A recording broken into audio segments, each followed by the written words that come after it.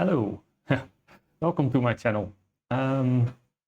Today I was thinking to watch a video about a one-man farm. A lot of farms are one-man in Norway. Maybe they hire some people in the summer to help them out, but mainly they have like 20 to 30 cows or a few hundred sheep. And of course you have the ones that grow vegetables and stuff like that. But this one is somewhere else. I have no idea where. Let's have a look what they tell us. Ago, I met a guy named Andrew at a farm-to-table dinner. Oh, sorry, I have no sound. I forgot to put my earbuds in. Let's say it. And today, we're at his farm, which he manages all by himself while working 35 hours a week and grossing over 6 figures a year. I see him over there. You're gonna love this tour. Let's go find him. What's going on, man? Hey, what's up? Snuck up on me there. I know. What are you up to? Cultivating? Yeah, just getting the cultivation going. Dude. Snuck up on you? You're talking to a camera. Right? Dude, this place looks amazing.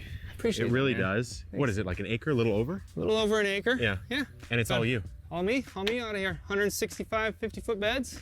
That's crazy. Yeah. That is crazy. I still can't believe that you do it all yourself. Like it's bizarre. It's bonkers to me because you look this far and damn, I mean, it keeps on going. It's out there. So let's just go right here, talk about classic bed prep and how does it all work? Yeah, so my standard bed, as you can see here, I stake them out at 30-inch wide. Which is the market garden Which is the standard. market garden, 18-inch centers. Yep. You know, so it gives us plenty to go down a wheelbarrow with, whatever. And then pretty much everything's super intensive, so nothing ever goes empty. Lettuce row here. Classic lettuce row. These are those cut and come agains, you know? Yeah. Just beautiful. This is actually going to be harvested for the market this weekend. Picture perfect right now. Yeah. How are you harvesting these guys by yourself? All by hand. So you're just using a knife and just One knife, cut and come again. Especially with the head lettuces, I just like to, I mean, I could burn through this thing and then they all just cut super clean, ready to rock and roll. Yeah. Behind us, we have some overwintered carrots that are starting to explode. Let's see, we put these guys in. These are a little later, so I put these in November. Okay. Yeah, so these are littler guys, you know. Nice shape on this. Yeah, these are those mochums. Oops. So these Snapped. Yeah, super gotta give it that sweet, bite test, you know? super sweet. Got the crunch. Ooh, that's nice. Yeah, That's the nice. mochums are really nice, and they're super fast, 55 days.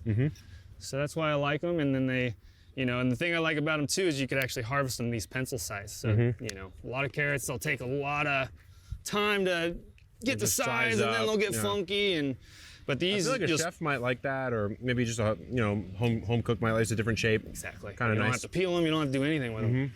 So talk to me about the land. Like when you got here, what did you have to The stuff he has growing, it grows pretty fast. So I guess you can change it up regularly. Nice. do? Because it's been you the whole time, right? No one Me the else? whole time, yeah. So you, like when you first came here, you did all these rows? I started building them all by Really? hand. Okay. So you didn't like expand over the years type thing. You're just like, boom, I'm in. No, I did expand over little the bit. year. Okay, got it, So got it. like I did like 20 rows one week, 20 rows the next week, and then second year I started coming down this backside here, and then third year I opened up at 20 more rows in that back. Wow. So yeah, year by year I just kind of keep adding little chunks here, trying to really utilize my space here as much as I can. What'd you do for soil amendments, et cetera, when you started out? I used a lot of mineral dust in the very beginning. Yeah. Composted the crap out of everything because this soil here, not in this particular area, this is pretty good, but more towards the hoops is a really, really drained out rocky area. So I had to really load up compost. Really? Yeah. So I used 30 yards roughly every year. Okay.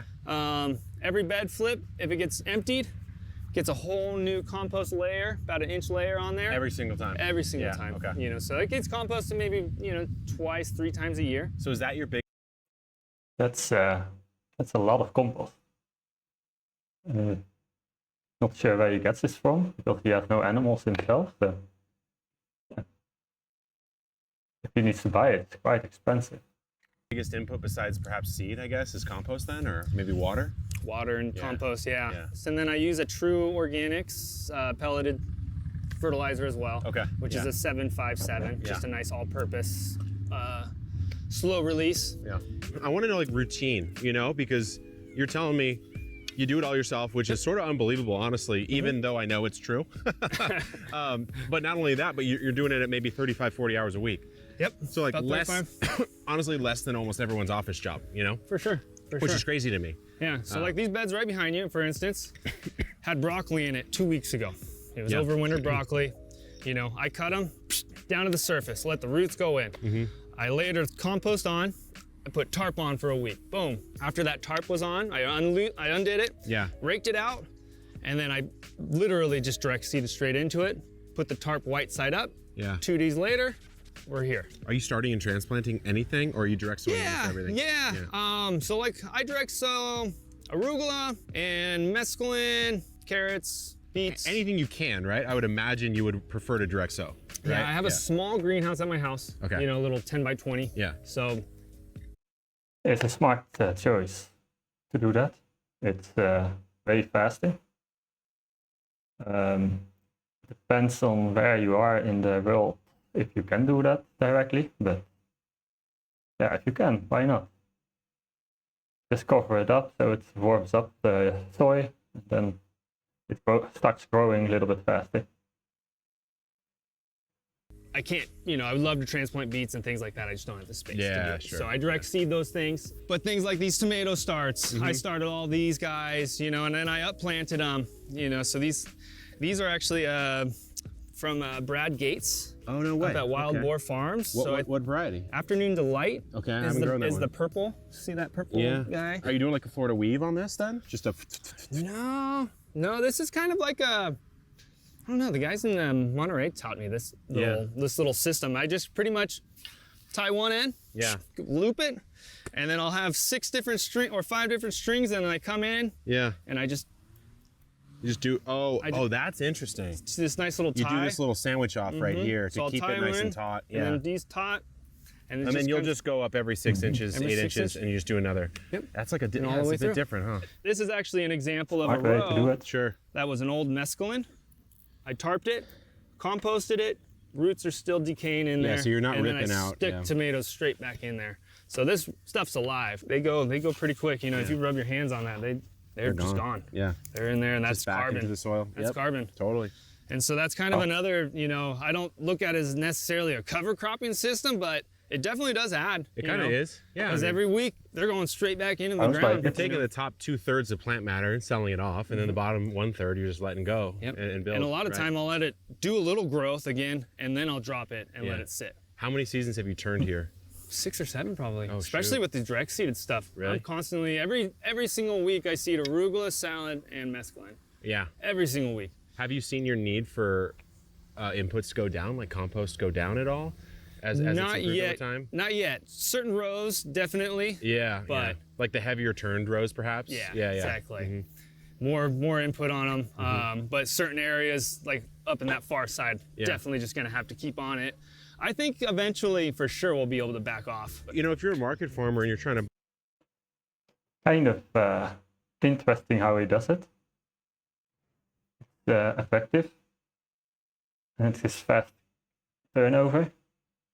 I'm not sure where they are, actually. Did he say that in the start? I don't remember. Because it really depends in what country and what part of each country you are, of course. Because if you have like long winters, it seems a little bit, too many turnovers that he does. I don't know. Maybe it's me, maybe it's just grows that fast.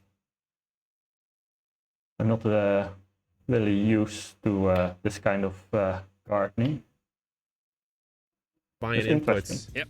Obviously, you're using SPV soils, but quality-wise, like, what are you looking for?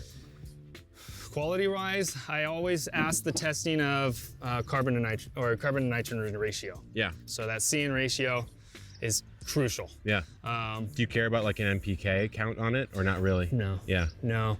I do care about the diversity, Yeah. you know? So like Of this input? one, yeah, so like I know SPV uses a lot more manure-based, cow-based. So like probably next year I'll go with the chicken farmer up here and do more of a chicken compost base. Oh, so you'll switch your supplier based on input if you Yeah. can't get it from one place. Yeah. That or You basically need to change up that's the best way to do it. One year you do chicken, the other round you do cow shit, and all the time you do pigs. I don't know. Just or plant-based. Just rotate it so you don't get just one type of mineral in the soil. That's a smart way to do it. and just create more of that diversity. Yeah, sure. You know, instead of just loading in a bunch of phosphorus. We've been using them for all of our raised bed stuff too. Yeah. Like all the in-ground compost in the backyard. Yeah. Like my version of this market farm, which is certainly not on the same scale, but yeah. Yeah. Dude. So these are those chandlers I was telling you about. These are second-year chandlers. Ooh. Oops, sorry. But yeah, dude, these things are going crazy. These are chandlers. These were super popular in Monterey. But yeah, Wow. these things are just going off, you know? That's like classic. Yeah. These are cool. I honestly saved these initially just for myself because I was like, I just love this fine texture, you know, the super sweet Nice shape. Yeah. They don't have great shelf life though. I don't think I will be able to sell those either. I just eat them all myself. So for a market berry, It's not tough. too good. It's tough. You know, Yeah. I'll harvest them Friday, take them to market Saturday, and they're starting to go. Really? Okay. So unless you're that's doing fast. like farm stand straight out Maybe this is like a U-pick berry then, right? or a U-pick Bring 'em berry. here? Yeah. Exactly. Okay, where should we go next? And then let's see. What we got? We can talk covers. You got the shade cover over here I want to talk about. Yeah. So Yeah. these guys, it's just the next succession of a lettuce planting that we just kind of went over in that other area. Are you always shading it in the first like week or so, or? Anything 75 and above, yeah. I'll go ahead and shade it all out for 2 weeks. 2 weeks. Yeah. 2 weeks. Let it establish. Yep. Yeah. And then I'll let it uncover. I'll uncover it for a night. Do you have like a particular shade that you like? This looks like kind of a light 40%. shade. Yeah. I did do 30%, but out here in Monterey, out here in Ramona, I think the sun's a little bit more intense up here with the little Nice. elevation. Yeah. Intense heat. Yeah, dude, it's gnarly up. We get hot, it's we hot, get it's cold. though. we Yeah, get- that's the thing. we It's get hot and it's We get cold. cold and we get super windy. Where I'm at, it's like we're at like 45-ish lows, and maybe we'll touch 100. Yeah. Maybe. Yeah. You know, so I'm sure yours is what you're like 25 to 110 or something like that. Pretty right? much, yeah. Yeah. When are you using this bed prep method where you're sort of plopping, you know, what, like silage tarp or something on top? This in particular I'm using because you see that mint? Yeah. Sure. Yeah. That mint was coming in on all the rows. And Yeah. so I'm using these guys more or less a barrier. So these are gonna I've heard that from a lot of people, mint is just growing and taking over everything. If you use it a lot, you will be happy. But if you're not, yeah, I guess you are warned by now. kill off that mint right here Yeah. and then not go anymore. What are you going to throw in these? I'm trying to get some damn summer squash in here, but with Spacing this, looks like a big plant, yeah? yeah, we'll have big, you know, every 18 inches or so, and then I got cucumbers popping in here. Oh, there they are. Yeah. You know, and they're starting to pop, but earwigs in this time of year are nasty, so we do a lot of replanting. But this stuff's going crazy. That's popping off. Yeah, and then I got to clear this out and then put something else there. Yeah, because And then this is a bed, This is a bed. right? It's just or was for a while. exactly just overtaken. Then I Yeah. got some baby eggplants in this going on. Nice. In here is gonna be, I think, some more lettuce heads. So these Look are at that. little gem lettuces. Yeah. Back here. So these were all planted on Monday. So you're just using a very simple, just hoop and Yeah, shade pretty much. Hoop on the shade same and irrigation rocks. setup. Yeah, nothing. The trick is you got to get them big enough so the the hoops are about 5 feet, so they get nice. Yeah. This so is they a pretty actually cool crop. cover over. This nice spinach crop coming in. Yeah, that is nice. You know the variety on this? That is a regiment. It's looking good. These two beds were experiments that I just kind of pushed. I was using this little section. You can see I shade out early here. And so I was kind of using that as my cue over here. And I'm hoping to push them to end of June. Yeah, with that tree and that cover right there, it feels like it makes sense, huh? Mm-hmm. It's just one of those like tiny little farmer things that you'd think about, right? Exactly. Like, oh, there's that tree. There's a tree right there. Okay, Sunset. you know, put something cold love in there. Totally a farmer thing to think about. Let's check out down here, man, because this is like almost none of the farm we've seen. Yeah, exactly. We've seen a block. Yeah. One block of the farm. How do you keep track of everything? Just all in your head, or you got like journals and notes and stuff? I got journals. Yeah. I got planning journals, things like that.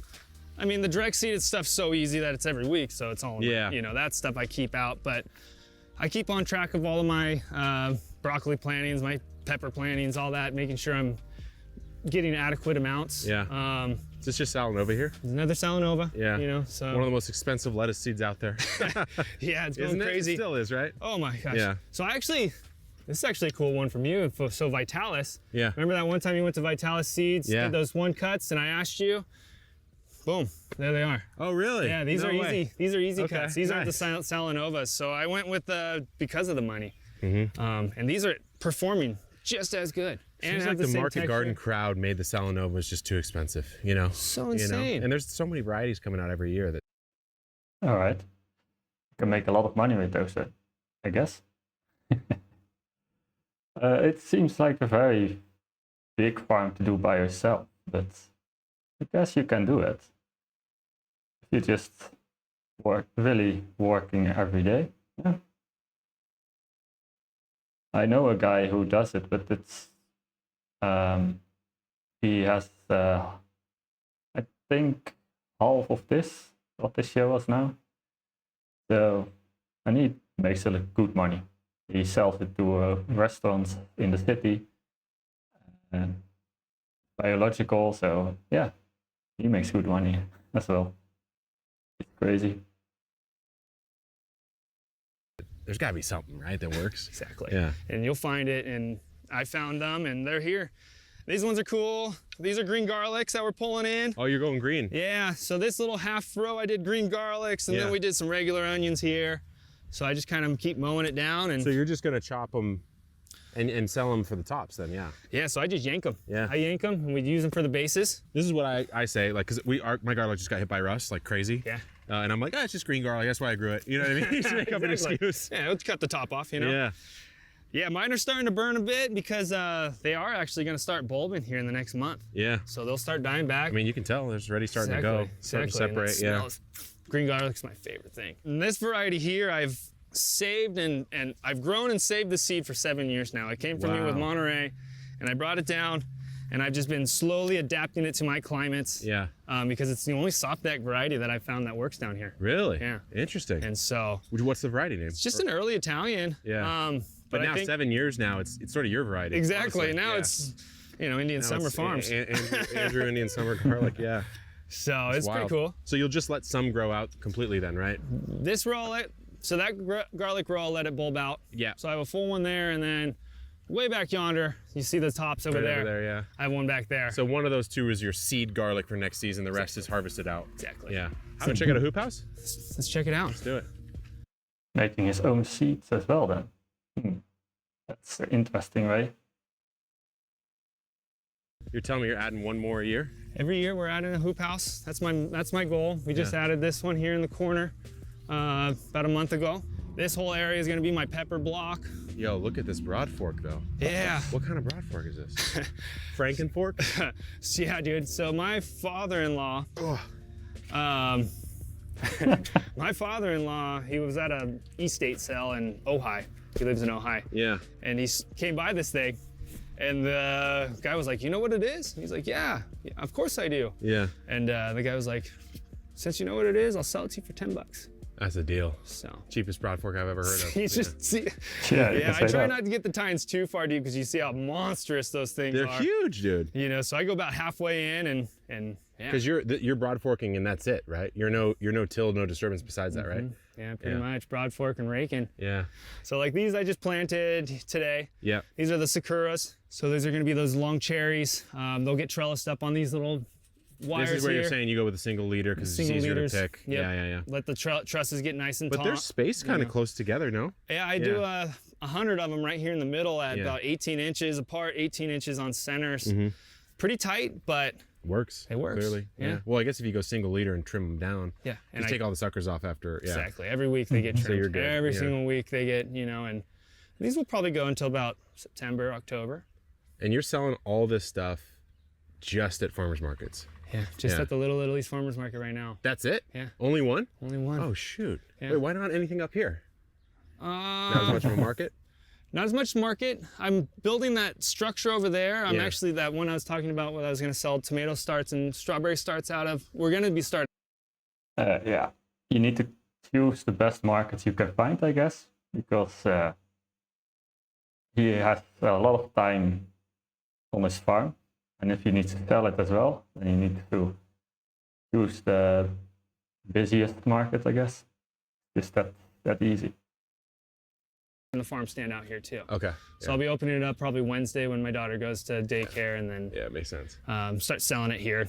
Everyone I talk to with the market farm thing, yours is so interesting to me because you figured out a way to do it by yourself, so you're not incurring tons of labor costs, which is like almost always what people run into. Yeah.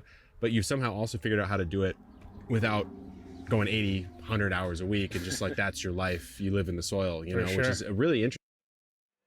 I think you need to start small, like he said. He adds bits every year, so I think that's a very good way to start.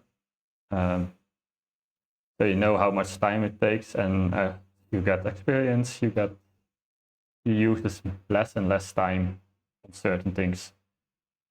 So I think he was very smart the way he started. Interesting blend. So what have you had to give up? Of like the classic market farmer best practices or whatever, like what have you had to not do? I mean, you can see out here, I keep things a little wild. Yeah. Yeah. I like that kind of stand. I don't keep it super tip top tight. Yeah. I do let things go a little bit. If there's areas I know I'm gonna tarp, it's gonna let them go. And I think that type of stuff is. You're doing it something if it's necessary. Exactly. Yeah. Only not if necessities, not if it looks good or whatever. Not that it doesn't look good, right. To be clear, but just you do see those market farms where it's like. Pristine. There's nothing. There's nothing. There's no weeds, but I actually like some weeds, because it's rooted in the ground. That's my whole motto is I want things covered. I want roots in the ground. I don't, out here in this kind of arid climate, if it's too empty, it gets dusty, it gets hot, it gets, so I kind of want some greenery, it's kind of interesting the idea of just letting the natural weeds creep through the pathways. Because otherwise, because you're going to trample them, they'll break down, they'll die, whatever. So it's kind of nice, right? Exactly. And with something like these, you just kind of just give it that little give it a little touch, and they'll be It's a very good way to keep the moist in the ground, so the plants can make roots down underneath the pad if it's necessary, if it's very dry. So you have a bigger chance they survive the drought period. Yeah. After that. Especially in this heat, man. So we planted some peppers in here today. These are little habaneros on the side, and then of course some lacinados. Yeah, I actually have starts going right now. I'm planting kale, chard, any of my like pole and bundle greens. I plant those every 3 to 4 months. Just regardless. Just to keep a fresh batch going, keep it nice and strong. Yeah. And then if an old batch does keep rocking and rolling, just let it rip. Let it rip. Yeah. Keep pulling. Keep harvesting. Boom. Yeah. It's kind of that little insurance policy, as you know, just successioning everything. Why not? I guess. And that's what the whole thing was. Is like get this lettuce here, kind of. Yeah, this is gonna get all mowed out. So this was an example of frost damage. So these were all lacinados, and this whole back area was planted with broccoli and lacinado. Yeah. And with that frost that came through here 2 weeks ago, they smothered them. The coldest night, I was like, oh, I'm not gonna cover them. It's they'll be fine. Yeah, I would say they would be fine. If it's broccoli, it's like, that's kind of harsh. Strange that it's killed in the frost. Fine. Yeah. Of course. One night I don't cover. So how did you start? You look at this today and you're like, okay, this guy's on another level, obviously it didn't start out that way. Yeah. I mean, the first years, you just start super small, super tight, do what you can do managing. I worked a full-time night job on top of that. So I came out here during the day, worked night, made ends meets that way. Do you have to put like a down payment on the lease, or take out any loans or anything like that? Or? No loans. I don't do any loans. I don't want to put any pressure on me in terms of that way. Smart. Everything was, if I didn't have the cash, I didn't buy it. Yeah. You know, of course I could have all the fancy tools and this and that, but I just found what I needed and I went with it. And yeah, so I just kind of stay super, super low cost, keep my cost of production as low as I can so I can sell things as, most profitable as you can. Good point. Yeah. Yeah, because you can price it however you want. Obviously the market bears what it bears, but are you able to be more competitive, I guess? Exactly. And have the margins a little bit tighter. And the other thing is like these hoop houses, I couldn't go out and buy them all at one time. Sure. So every year I just keep adding. Yeah. This year I plan on adding an irrigation system. Every year I try to add an upgrade that's going to take me to do less. Yeah. If that makes sense. It reminds me when I used to be addicted to SimCity or something like that. Like every year you get enough in the budget, you upgrade the roads, you upgrade the plumbing, exactly. Whatever. What seems to be the next necessity. Yeah, totally. So it's like irrigation's next, you're saying, huh? Yeah, irrigation's next. I spent a lot of time flipping the little dials. So that's my next thing is I want to automate it completely. And that way I could just leave for a couple of days. Yeah, that'd be nice. Yeah. Dude, well, thanks for showing it. Yeah, and then you come back and everything is overgrown. Especially when it gets older in the right time. All right.